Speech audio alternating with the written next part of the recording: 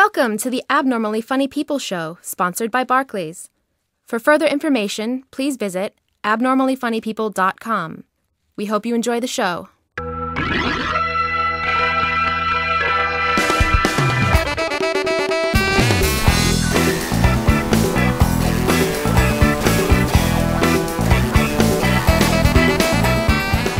Hello, and welcome to Abnormally Funny People Show number 9. I'm Steve Best. Oh, hello, welcome. I'm Simon Minty. How are you, Mr. Best? I'm very well, actually. We just had a bit of a scramble in the dressing room just now. It was so busy. I've never had it before like that. There's about 10 of us in there and about 3 or 4 dogs in there as well. And kind of everybody knew everybody. There was sort of pre-shows before ours and everyone was recording, and then we've come in after them. It was a bit of a love fest. Everybody, I didn't know anybody, but you seemed to know everybody. Yeah. And then Matt and Liz came in, it was full on. And then people were just stepping over dogs and barking and slobbering. You got kissed by a dog, didn't you, in there? I did. I mean a dog as in a feline. I don't think you even need to say that, actually. Okay. I think that was obvious. I got licked by a dog. You did?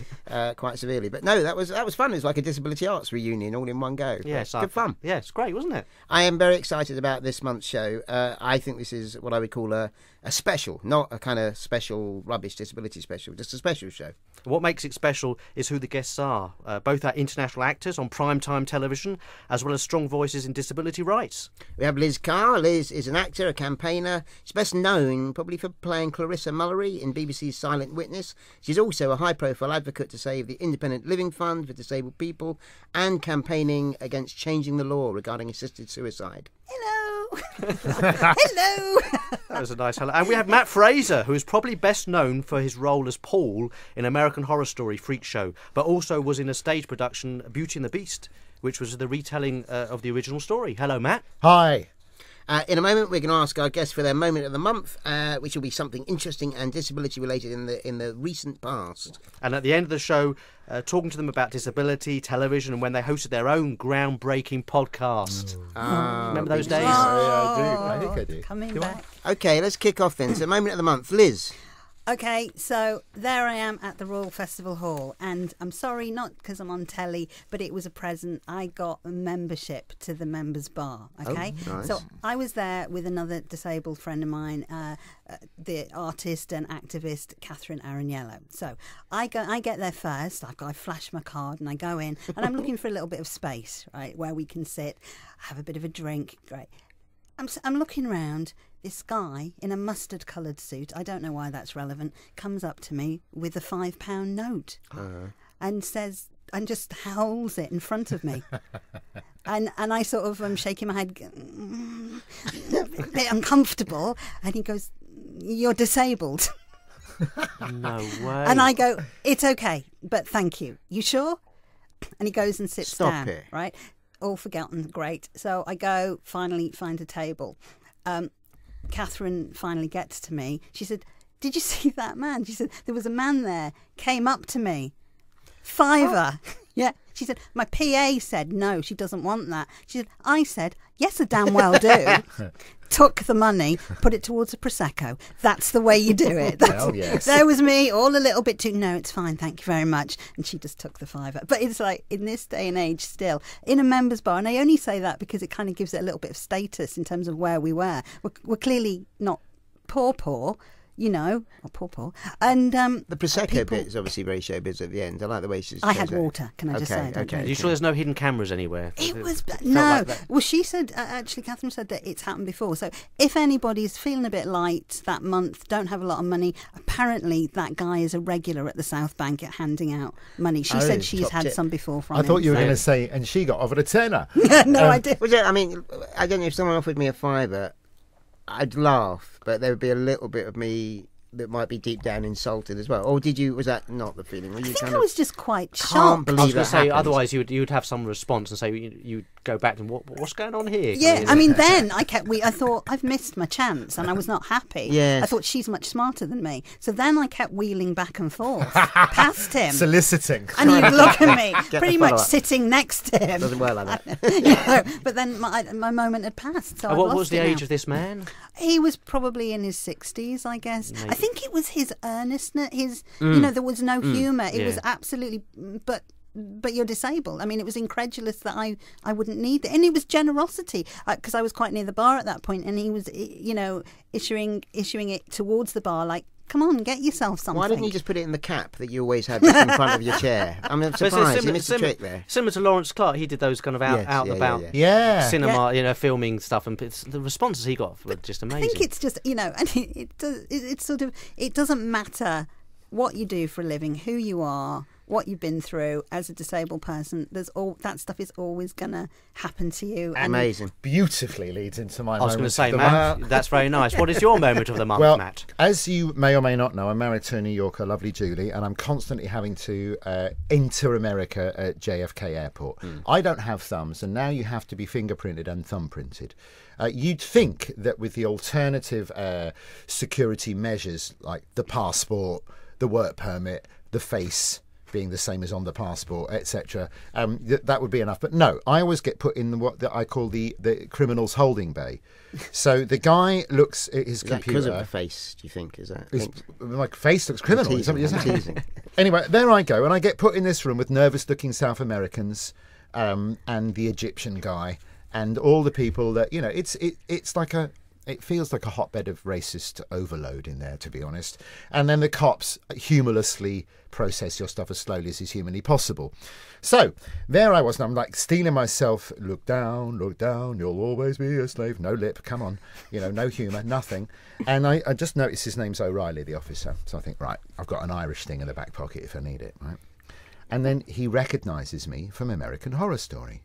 Okay? And, oh my God, all the rules have suddenly changed. Because normally I start immediately. I get there and I'm like, no, I've got no thumbs. And you probably, normally I get put in that funny room. But I'm just like, sometimes they just, he's like, it's Paul. You're Paul. I'm like, yeah, I'm Paul from American Horror Story. He's like, you are not going to any room, buddy. Stamp, like this.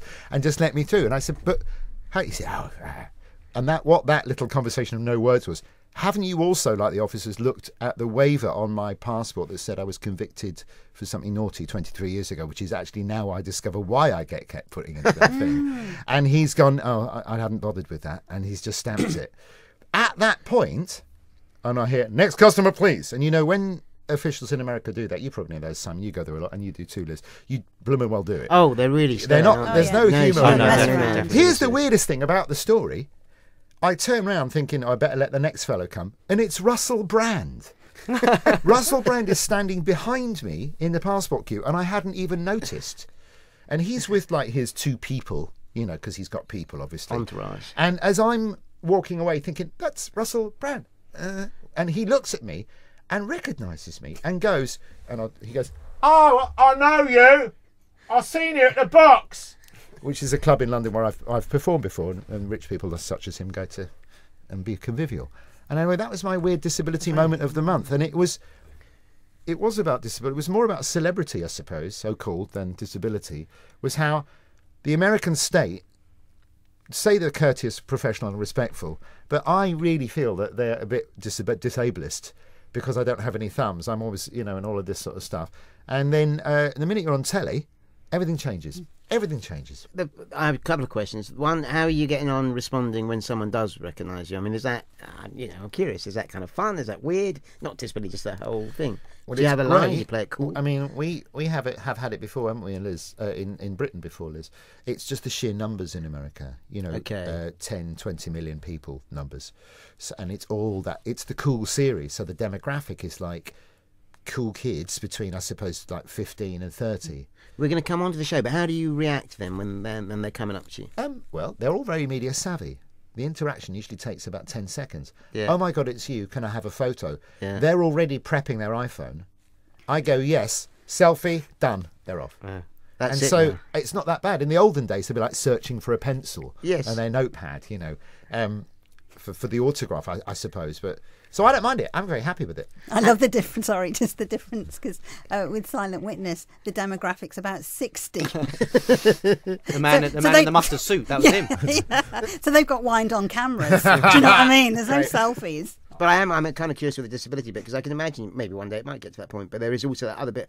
You also know what it's like to be sort of forgotten or excluded or whatever. So there's always going to be a kind of tussle. It was there. weird, and I'm going to terrible name drop here, but I was at the Golden Globes party recently, and it was split 50-50. And I'm not used to the platinum plastic people of Los Angeles, okay, especially the people who are the hangers-on who go to the parties, which were there a plethora of by the time I was allowed in. All the stars had buggered off, and it split 50-50 between people who knew I was on American Horror Story and people who had no idea. And the people who had no idea had the plastic smile, took one look at my arms and turned around because they just couldn't deal. And the other people went into blowing smoke up my ass, as they call it in America. And it was stark, the contrast. And I thought, yeah, this is literally the weird difference between so-called celebrity and disability, where people look at your problem, your impairment, then think, oh, you're a person with a disability, I process that. And then you become the person they know on TV, and they've absorbed your impairment into their consciousness, or their understanding of who you are, and it's been sidestepped. But do you think there is a massive difference between that and someone who isn't recognised, who's not disabled, and a star with the same the same example? Yes, I do. Whatever their personal circumstance might be, it's transcended by the fact that they're famous on telly and they're known as Dave Warner from EastEnders or whatever it is. I think for me it wasn't as glamorous as that.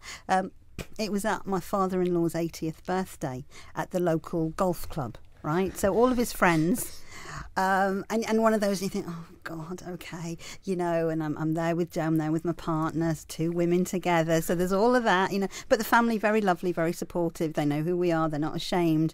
But there are those family dues where you just go, oh God, And it was funny that the oh Godness and the my anxiety, but also people's awkwardness. Let's say I was Liz Carr, not on TV at that point.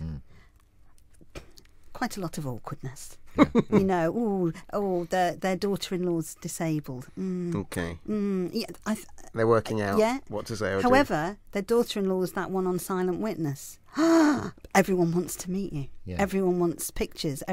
Your status is totally different And do you in think an environment but your like status is different, but do you think the disability, the way they view disability, it's not as... Well, they've got an in now. They don't have to start with that. Exactly. They can go straight And to it's not also as uncomfortable. And it's also because Steve, yeah. I think to an extent they've seen you, how you pick up the cup and stuff in your character on telly. But that which they may have been awkward around, your impairment, oh gosh, how do I hand them the cup? Blah, blah, blah, and all that stuff that makes them nervous and awkward.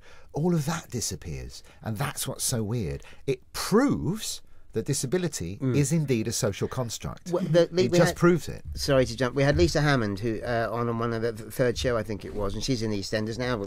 You all know her.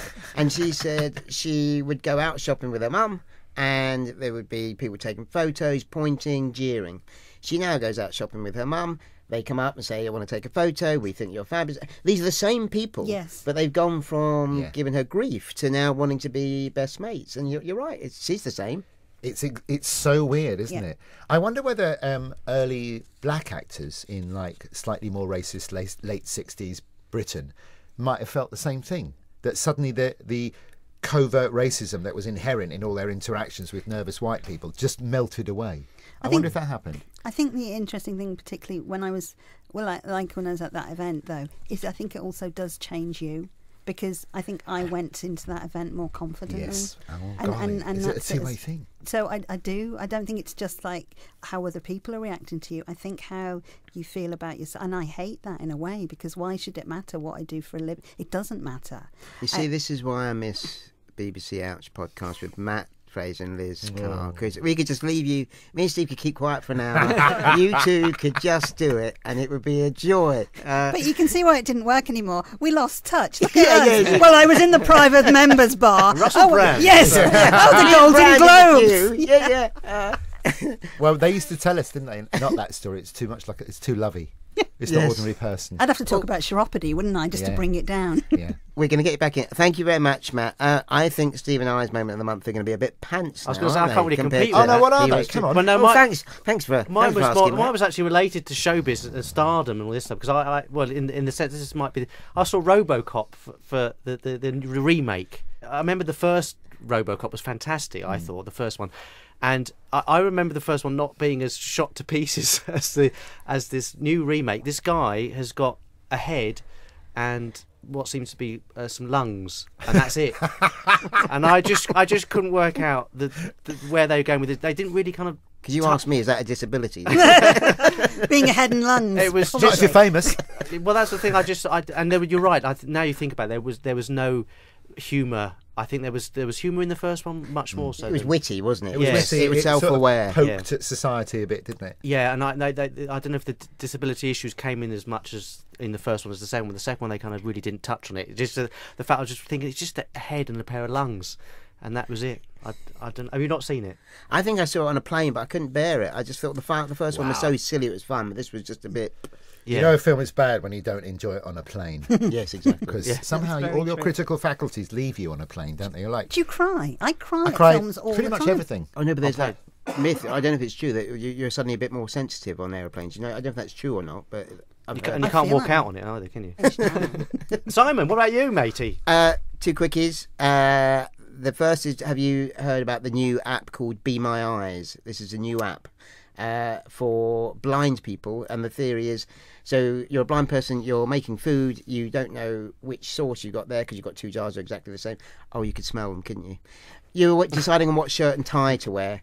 You press your button, it spins off to someone who can see, and they get a visual because they're using their camera phone, the blind person. And they say, oh, that's a red tie and that's a grey shirt. It works well. You think what I'm thinking? Exactly. Which is, okay, what are you thinking, you two? Yeah, mate, that's the red one. Yeah, put them together. Yeah, go on, that looks great. It's so open to abuse, isn't it? I'm Yes. glad we started on the negative rather than Are the people positive. vetted? Well, I mean, I don't know that. I do know you score points Yeah, that's it. if you help a Put lot. the shorter dress on. Oh yeah, that looks really good. Suntan lotion's like. I'm just saying it could go to those horrible places. bring the dog into shot. That's it. A bit more. But in the You melee, just asked Tim in the dressing room, and they've gone off on one. Tim Gebels. Tim Gebels. Blind. And the he voice. happened to be there in that melee of the crazy room. So I said, what do you think? And he said, you know what? I'd pay $5 for that every time. He was kind of interviews and stuff. If you forget, humbled us. if we're less cynical, and I know, don't get me wrong, I thought, what a brilliant idea. And I thought, oh my goodness, we could have fun with this. But I don't know. I think it could work. But then he took the wrong dog out of the dressing room. He should have. He didn't do it. He didn't. I don't know why I said that. Okay, my other little bit, which is sort of serious. So we met with some friends who were over. When I say we, Steve was there, and in St James's Park. I got on my little scooter, and there's a 2-year-old daughter, and she came over, and obviously fascinated by the scooter. And within a minute or two, she was sitting on the chair next to me, and I was riding along with her. And my friend, who's the father, sort of said, are you okay with that, Simon? I mean, I don't, and it's not a toy, and you're not a circus show, and kind of thing. And I kind of went, you know what, I am all right with it. It's more like sort of 8-year-old boys who want to go crazy on it. But there was just a little bit, I didn't call myself, and it was absolutely fine. But I know when I've been out with you, Liz, you're very protective of your wheelchair space. It's not to put loads of rubbish on. But if kids wanted to jump on, how would you be? Oh, I'd just not want them near. What if they've seen Really? you on Silent Witness? Do you think a parent's going to a 9 o'clock show? But I have done CBeebies, children's You have. TV. Oh, You've done God, Jack yeah. and Ori as well, haven't you? It's that. Yeah. It's So bedtime jealous. stories, which Jack and is a Nori. joy. I know, it was great. a great But time. I expected children to sort of flock to me like I'd be the Pied Piper, but it hasn't happened at all. So to be honest, Simon, that has never ever happened to me that a child has wanted. No, to. and I do Maybe wonder. it's also because there's no platform for Well, them to wheelchair's go. different from a Yeah. scooter, isn't it? Scooters There's maybe a is place bit for the more- kid. I mean, and you see so many kids with on Nana's scooter shopping that it's like, I don't know, it doesn't seem to be the same kind of disabled list abuse. It's more of a as someone would fairground just ride, isn't tack it? on to the back of a wheelchair. I thought about you earlier, Simon. Shoo, mush, mush, or whatever. But Simon did charge the girl, didn't you? Oh, yeah. It's a small fee, £5. £2 more, and I last one on the ride now. The original question, the answer is no. Okay. The reason being, I need to sit, you see. So the segues... You're more disabled than I think you are sometimes, Simon. Thank you very much. Do you have a Segway? No, but I know there are segues. need to segue into the and next section. The segue that I know of, they put... a short friend of mine has now adjusted them, so they put a little seat on it, like a little bicycle seat. So now you can do it. Which Maybe is I great. could now use one. Because my problem is that I have to lean so far forward just to reach the handlebars. But Yes. by the time I do the pushing it a bit forward, I'm at actually falling forward on it. But isn't there a weight thing as well? Because when I've seen the thing, I'm too light to go on one. Simon's supposed to be too heavy. Isn't there a sensitivity thing you can do, like a mouse, the distance of a Thanks for mouse? that. If anybody knows, can they please write it? There's children's One ones. with the bloke who invented the Segway writing in. Yeah, wasn't there's it? children ones and adults. You can get really cheap ones imported from China. I'll give you my contacts. I'd love I you think to that have would be one. immoral. Yeah, I think they're great. It Really? would be abusive and immoral. Brilliant. That's a lovely way to segue. That's a segue out. The segue.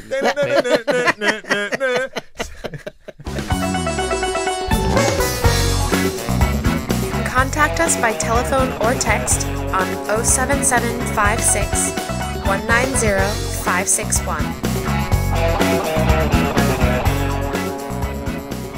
So Liz Carr, I watched Silent Witness for the first time because I really wanted to see it, and I haven't got television. I should keep saying that I haven't got television, and I went on to the BBC. It's fantastic. I watched The Fallen Angels. Fallen Angels, do you remember that one? No, You don't not know really. anything. Was I in it? You were in it. Oh, that's You were in good. it quite a lot, actually. Oh, good. 'Cause some weeks I'm not, and people go, "Oh, you're hardly in it," and I go, "Well, there's probably be one episode where I'm in it quite a lot, or two out of the whole series, and then the rest they kind of go, we'd better write her in." But there's always a forensic bit where There is. You've got a bit of cloth. Which That's was what I linked was to the going to home. say. Oh, sorry. Yeah, sorry. cloth. Oh, Yeah. yes, from the homeless shelter coats, but quite posh. And then you had to do this test, and I couldn't work out. It said an ESDA test, and I thought it was an ASDA test. Yeah, no, I do was the a- ASDA and the ASDA It was the ESDA test. and the ASDA test. I pat my backside ASDA price. But it was a very well written piece of drama. I thought. I'm not. I'd say surprised. No, thank you. It's been going. I for a thought while. you'd be in rubbish, Liz. That's essentially No, you were what great you as just well. said. You were great. No, You were no. great. And the ending was great as well. It's just a bit of a shocking ending, that one. I won't give it away. They but- all are. I mean, Are they? they're quite. And I think this series. So this will be my third series of being in it. And I play forensic American examiner Clarissa Mullery, and she's just part of the team now. I think really is part of the team, and so she's in every episode. And I think I've enjoyed watching it. Normally I don't. Normally I'm like, oh God, do I look like that? Or look at the wig. I know. Spoiler alert. Or the ridiculous outfits that sometimes she wears because it's different with each designer, each series. And all of those things. Sometimes you don't like watching yourself, but I've actually enjoyed watching it for the story this time round. Right. And Yeah. so that's good to hear anyway that you're enjoying it. So you're really enjoying working on it, and Yeah, I do. I mean, it's you realise how new all this is. I mean, there have been great disabled people who've been on TV for many, many years, but there's not massive numbers of us out there. So you're really learning on the job. There's very few people you can go to for advice. So, about saying how much do you push things? If something's not going well, do you push it? And about access, for example. So if I use an example of there's the cutting room viewing gallery in the show. Okay, so it's where you look over to where they do the autopsies. And it's up 4 steps. So it took a couple of shows before they actually built a ramp. So by the miracle of levitation, i.e. people on the crew lifting me into there and then realising that really wasn't satisfactory. But how much do you go, oh no, I'm fine? And how much do you go, I need a ramp, this is really But rubbish. did anybody watching the show actually comment on the fact that it didn't make any sense that you were suddenly? I've been tweeting a lot about No, but I'm saying the continuity of it. But you're just saying that working on the set, they didn't realise until that way through. No, people don't. I mean, the joy, what I've noticed, because I'd not done TV prior to this other than kind of political discussion-y things, I'd not done any drama, is that you can get away with murder on TV. So it doesn't matter that I can't do doesn't make certain sense, things yeah. or reach something. So, if the phone goes, you don't need to see me physically move across and reach it. Because in real life, I've got to wheel over, stand up, reach the phone, sit back. It's boring. But they just cut it, so it's just like phone goes, next thing I'm holding it. Do you know what I mean? Yeah. So the magic of TV in a way means that actually you're less disabled. That's what we're going to do in this ways. podcast. We're going to cut bits so. Perfect. So Yeah, we'll be less that's- disabled. that's out. I think it's just interesting you were saying then that this is all quite new and there's not a lot of people to go to advice for. But there's that 20 years ago, I don't know, when some of us we were all involved in campaigning, trying to get better representation and so on. if this, we would be looking at you saying this is the person, and Matt as well, who's got through, and so we'd want you to be speaking on all these panels, explaining how you did it, but you're still saying, hang on, there's stuff to learn, and I've got to work out when to push and when to be a bit quiet, or whatever it might be. You have to be really careful. When I had my first bout of TV in 2003 and 4, I was I kicked off that the disabled toilet in an unnamed studio was full of mops. And I got marked, I got besmirched, and I carried on because I'm passionate about these things, and it matters to me, and I always call it when I see it. And I stopped getting offered any work. So this time when I'm in America, I've got a mate of mine called Lawrence Carter Long, and he's well known as a know stuff about disability guy. And the second I get asked any of these questions now, I say, ask him. Because I do not. I'm once bitten, twice shy. And I was thinking when you were like, how far do you go? And I was thinking, I didn't go very far at all on this. There were a couple of instances where the ADA people could have been called in. I'm not going to say what they were because I want to keep my job. But I didn't say anything because of having bitten. But do you think the American and the British system is different, or do you think that you're still worried that well, in terms of giving pituitary dwarves dressing rooms that are inaccessible to get into without help, I think it's the same. Right. I don't think there's a lot of pituitary dwarfs got a lot of They're work. the second in rarest type, Simon, in the whole world, as you should very well know. Oh, I do, but I'm saying I haven't seen a lot on TV. Liz, not a lot. What's a pituitary? I was going to say that as well. From a they're the ones with point. They're the ones where are they the they're the ones with the ones? weird wormy thing that comes out of the middle of their head, the pituitary gland eye, and looks at you. Simon, I'm asking our resident short person. I think when they're not on set of American Horror Story, they don't have that. I think normally they That's don't. a prosthetic. Oh my God! It's a prosthetic. Which is a lovely segue into. So how I watched 4 episodes of American Horror Story last night. Which ones? Well, annoyingly, it's series 1 because I'm in series 4, Simon. I know, but it was Netflix and they haven't got series 4 yet. I wanted to jump to it. Not here. I'm not a big fan of horror, but I adored it. I cannot wait for series 4 now. I mean, how is it for you, and how is this? Very similar to Liz, actually, only with an added thing, as you very well know. Probably, I've been working with imagery to do with freak shows and characters to do with freak shows since about '99. Yes, okay. I always knew that sometime a big screen drama would come along and cast the real ones in it. I'm in it, and that happened. I've been working with big stars who are pretending to have 2 heads and lobster claws and what have you. Who are the big stars? Evan Peters, he's a huge star. He's a heartthrob type Jimmy Dean star in America. Oh, I know the type. Lovely guy. I know the type. And Sarah Paulson, serious actress in her mid to late 30s. Oh, I know her name. Very good. I mean, they're all in every series. It's a repertory company, so to speak, in that way. They all play different characters in every series, and there's a different setting. So this time it's a freak show. So, of course, the regulars will play some of the freaks. But I did find it difficult being put on the sidelines. As I had like 5 to 7 lines per episode. There were many episodes like Liz where you blink and you missed me, and then a couple of ones where I was really featured. But for the most part, my experience was sort of being a B player and standing on the sidelines in wide shots while other people had close-ups where they told the normal person how difficult it was to be a freak and that nobody understood them. And I had to get rid of a lot of my inner baggage around that, and remember that this was about me being in a massive American drama and not in a depiction of my own cultural heritage. Because if I'd focused too much on that, I think it would have sent me mad. But as it is, I remembered that, no, dude, this is your in on, and oh my God, 3 weeks in, people are going, oh my, are you the guy from American Horror Story? And I'm like, wow, a lot of people watch this. A month later, they're going, excuse me, are you Mat Fraser? And then the other day I was in LA at the baggage carousel, and after the 3 goth girls had their photo with me. I bet they were lovely. Or the goth, they love the horror. A guy came up with an earnest guy with a pad and a pencil and went, excuse me, Mr. Fraser, can I have your autograph? And that really freaked me out because I was like, that only took 10 weeks.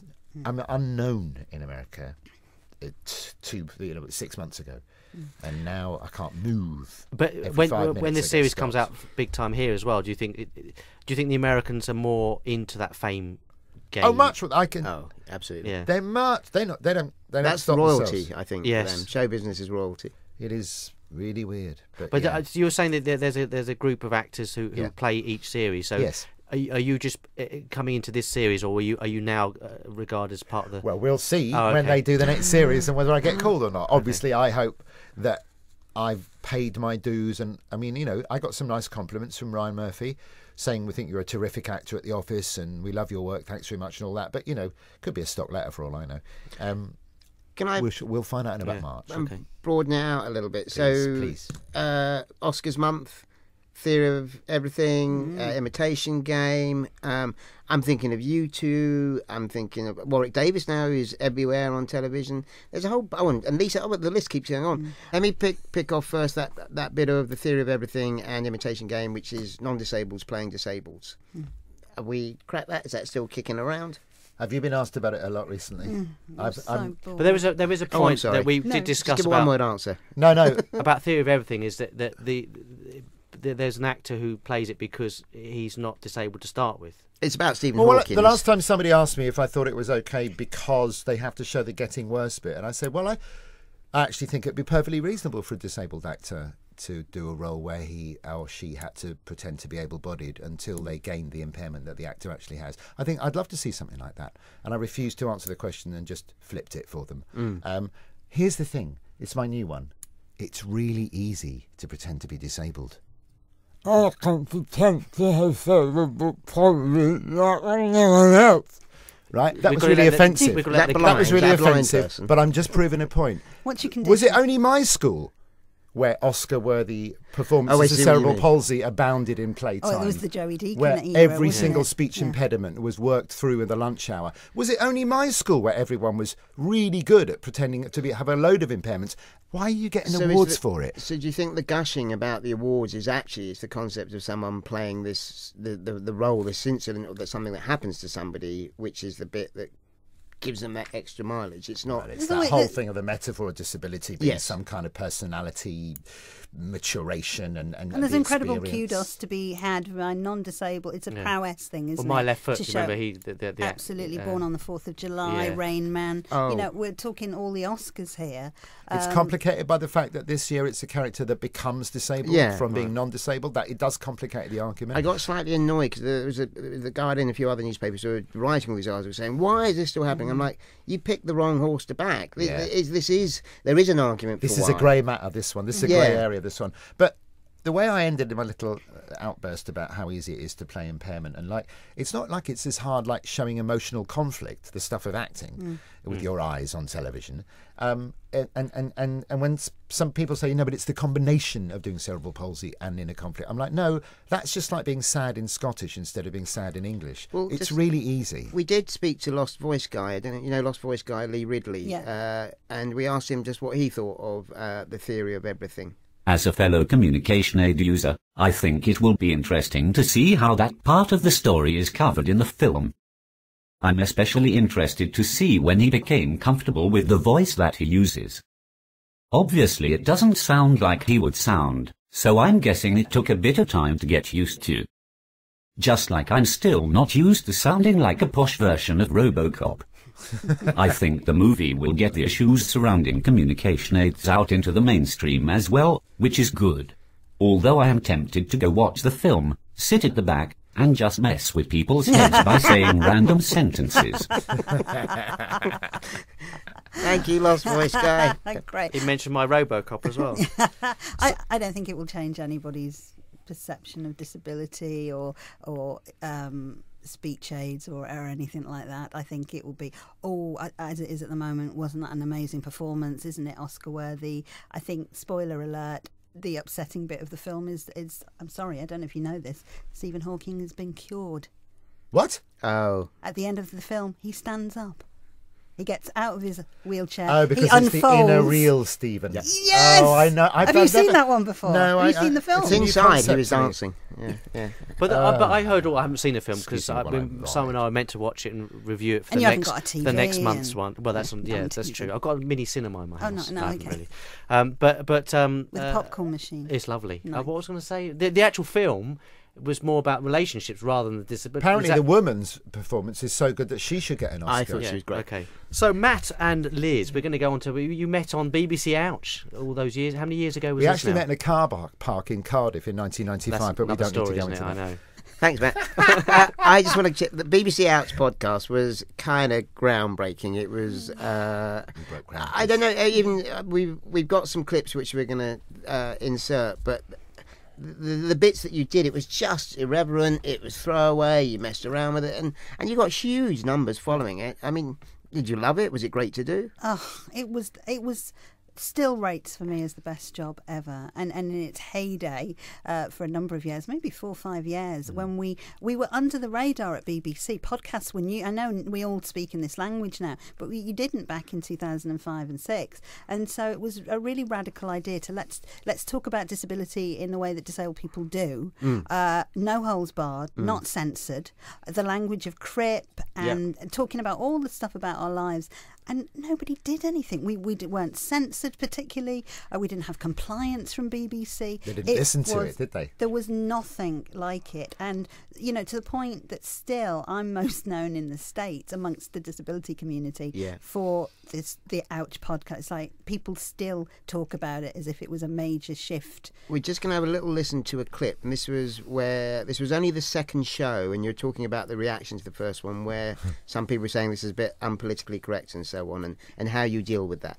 What was all that about? Well, they wanted to know what this whole podcast malarkey was about. A lot of people don't know what a podcast is, so they wanted, to know what the new technology was. But also, there's all this talk now that the podcast was quite un-PC and quite irreverent, Matthew. Now, I'm quite surprised at that. I don't know what they can be talking about. Do you know what it's about? No. Now, we walk on eggshells like everybody else Oh, when it comes to the totally. handicapped. Yes. I don't see what the problem is. Yes, we've done our disability awareness training. We are tragic, yet brave. I actually think I'm more tragic than you are, Matt. Oh, God. Really, I think it's true. Have you seen me? Do you know what a struggle it is to get up every day, Matt? Do you know what it's like?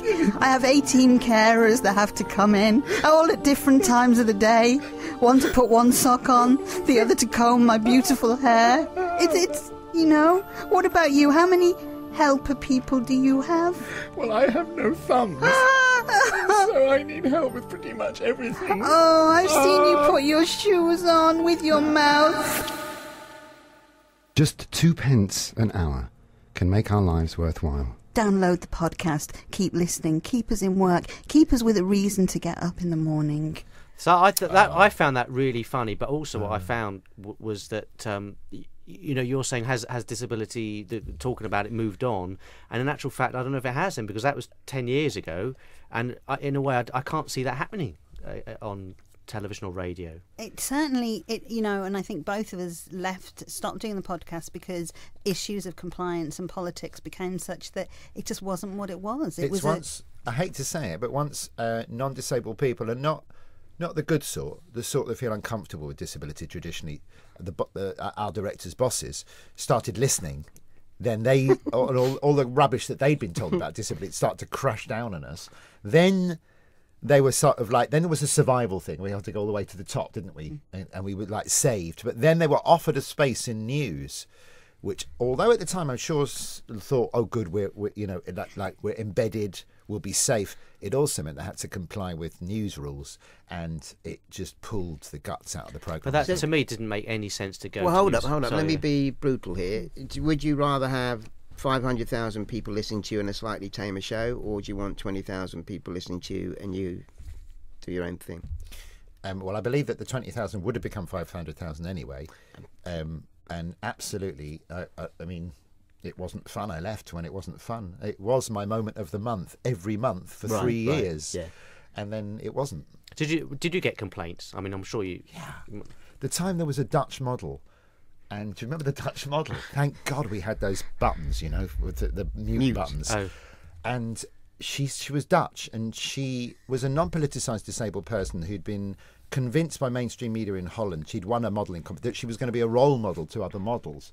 And we were just we were high on our own supply at that point, the Ouch podcast.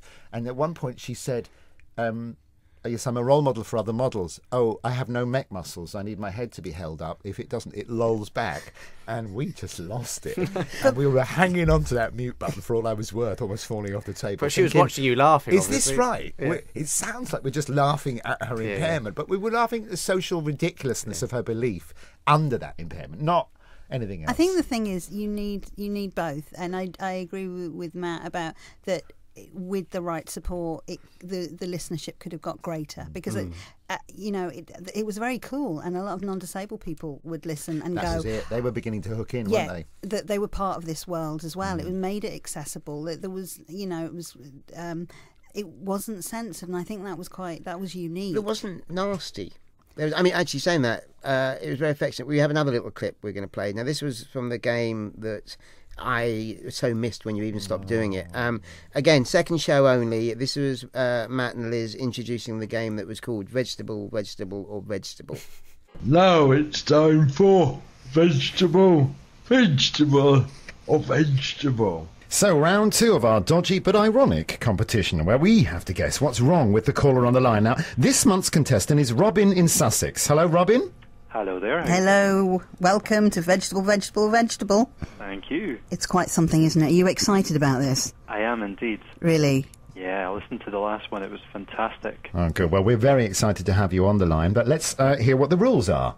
Vegetable, Vegetable or Vegetable is a clever disability interpretation of the parlour game Animal, Vegetable or Mineral. In the game, the two hosts of the Ouch podcast have 90 seconds to guess what is wrong with the disabled caller on the line by asking a series of fiendishly intelligent questions. The caller must only answer yes or no. It is both classic and therapeutic. To take part in this intrusive and unpleasant game, the rules clearly state that you have to be disabled. Robin, are you disabled? I am indeed.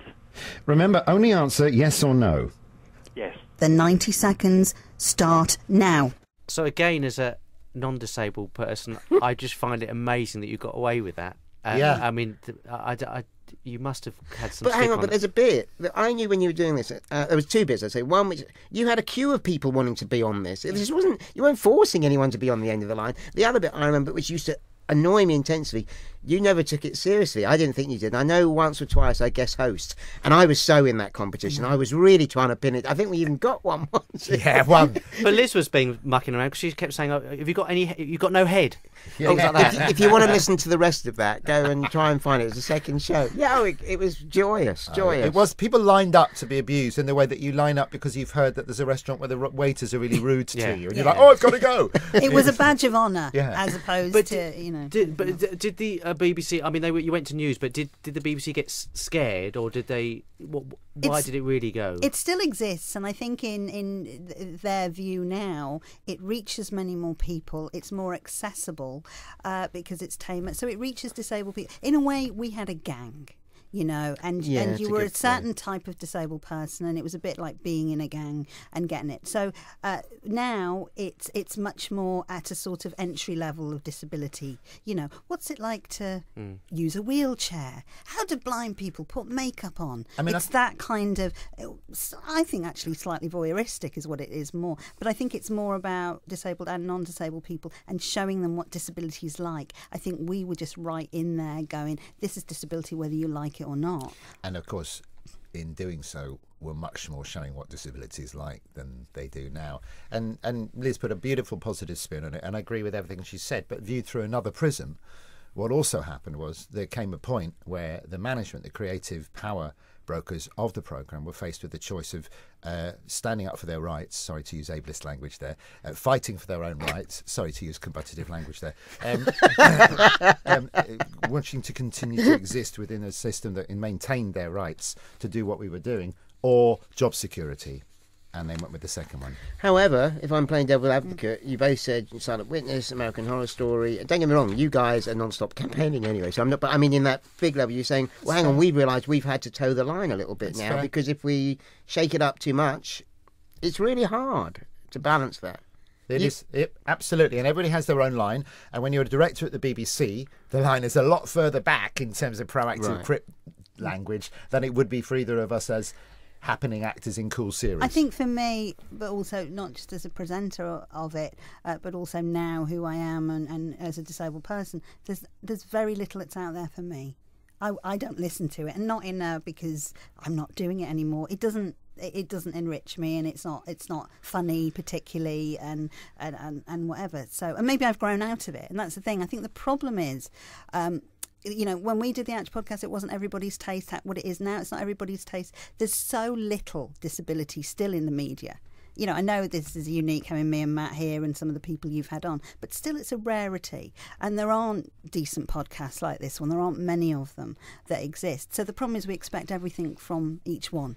We expect it to fulfil everything. There's room for the Ouch podcast that exists now, but there's nothing that's, and this gets close to where we were, but it's still not. There's still nothing. So I think there's a whole bunch of us that don't have anything that's really about us, and maybe we just have to make that in the world of podcasting now. You might be appearing on screen. There might be more visibility of disability, but it's a mainstreaming issue. I mean, the disabled voices that create that sort of stuff are still far too absent. I think we're getting more sightings of disabled people in existing frameworks that everybody recognises, but there aren't new things coming forward with disabled voices that I thought there would be 10 years ago. I thought there'd be more by now. We're heading to our 10th anniversary of AFP, and I remember it's a quote we still use from you, Matt, which was, I remember you coming to see our show in Edinburgh and afterwards saying, I spent most of the show looking at the audience because I've never seen this much disability comedy on stage and the audience loving it. And also you said we waited 20 years for it. But I think maybe we've even calmed down a little bit. There's that kind of real bit. Maybe sometimes it's a time and a place, and I don't know. But I also, sorry, I'll stop in a moment, a big compliment to you. There's 2 or 3 people we know who've come up and said, I was abroad, I started listening to BBC Ouch, and it just changed my perception of myself, of disability, where I fitted in. And it kind of just makes people blossom into something. You're both smiling. Well, I'm smiling with pride and remember. And it happens quite a lot. I mean, I've been fortunate enough to have that experience as well. The number of people that go, that's how I learnt about disability, or that's, vegetable. It's great. It was informative. And it doesn't, no head. And it doesn't exist, because I think the fact that we were on the BBC also gave it, ironically, it gave it kudos. Yeah. Well, it did, of course. Yeah. Especially in America. Yeah. Where you know that. I mean, in America, they think that the BBC is the voice of sort of left of centre intellectual reason. If only they knew. You can contact us by email, podcast@abnormallyfunnypeople.com.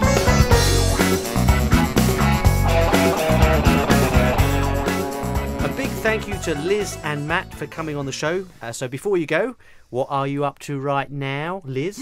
Silent Witness. I start filming again in April till November. That's what I'm doing on and off this year. I'm still writing Assisted Suicide the musical. It's a comedy, I hasten to add. And if people are around at the South Bank, don't come to the members bar. Well, if you do, if you want to get a $5. But I'm going to be emceeing an event, a cabaret, Women of the World. It's called Titbits.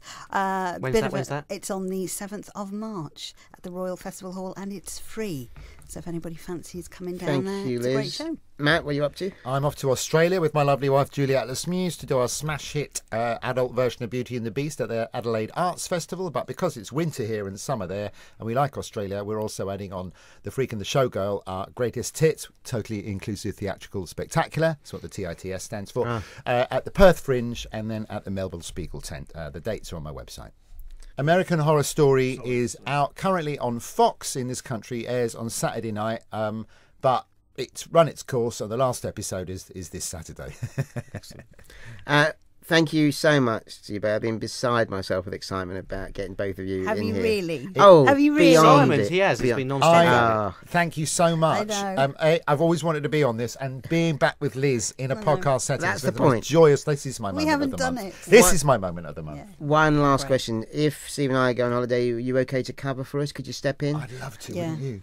Yeah, it's very hard. Promise. I want to do this again. Yeah. Thank you I so miss much. it. Appreciate it. Thank you. Thank you. If you're enjoying the show, why not leave us a review? Log in on Audioboo or iTunes, rate the program, and leave us feedback. Do get in touch with us. We love to hear from you. Go to our website and it will show you. What's the website? Oh, you see, they're still not gone, have Is they? there a website? Come on, go for it again. Yeah, thanks, Come on. you guys. Keep this in. Yeah, go to the website and you can find out all the ways to contact with us. We're not And going to say that. also be a transcript Good luck, Steve. Good of luck. this podcast there too, Thanks to the as there is sponsors. for every show. So there we go. Tell your deaf friends. Yeah, thank you to our producer, Anne Scantlebury. And Thanks, you, Anne. Thanks, Yay. Anne. And thank you all for listening. Thank you. Thank you. Thank you. We're nothing Bye. without you.